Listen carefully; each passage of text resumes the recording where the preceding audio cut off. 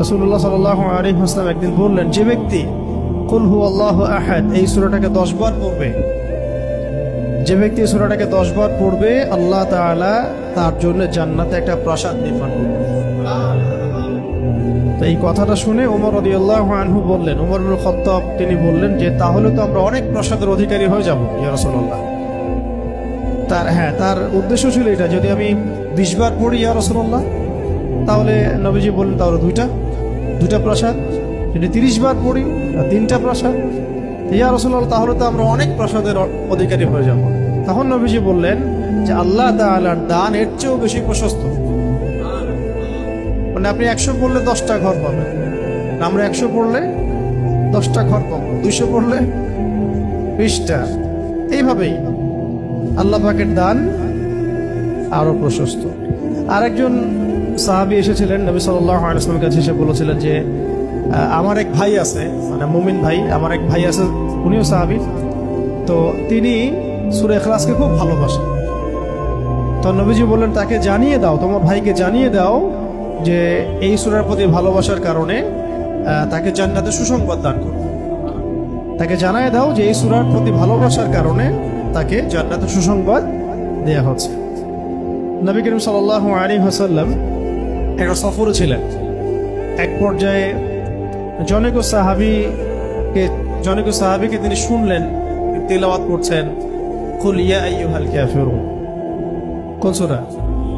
সূরা কাফিরুন তেলাওয়াত করছেন, কুল ইয়া আইয়ুহাল কাফিরুন। তিনি শুনলেন এক সাহাবী তেলাওয়াত করছেন।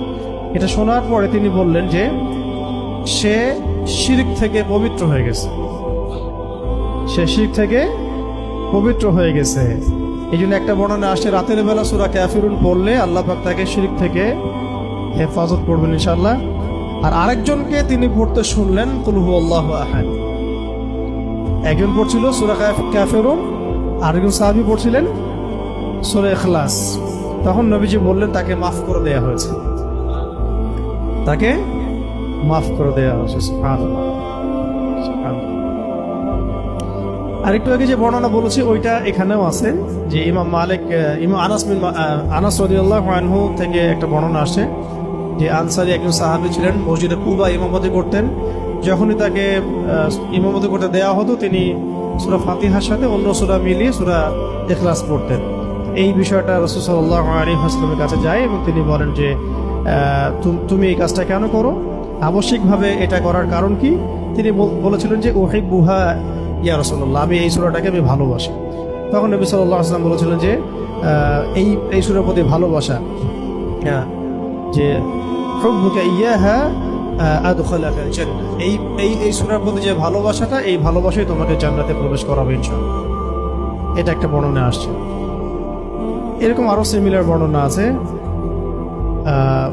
আরেকদিন আবু হুরায়রা রাদিয়াল্লাহু আনহু তিনি বলছেন যে আমি রাসূল সাল্লাল্লাহু আলাইহি ওয়াসাল্লামের কাছে বসেছিলাম, এমন সময় এক ব্যক্তি সূরা ইখলাস তেলাওয়াত করা শুরু করলো। তখন নবী সাল্লাল্লাহু আলাইহি ওয়াসাল্লাম বললেন যে ওয়াজাবাত। কি বললেন? ওয়াজাবাত, ওয়াজিব হয়ে গেছে। ওয়াজাবাত মানে ওয়াজিব হয়ে গেছে, ওয়াজাবাত মানে ওয়াজিব হয়ে গেছে। আমি জিজ্ঞাসা করলাম, ইয়া রাসূলুল্লাহ কি ওয়াজিব হয়ে গেছে, কি ওয়াজিব হয়ে গেল?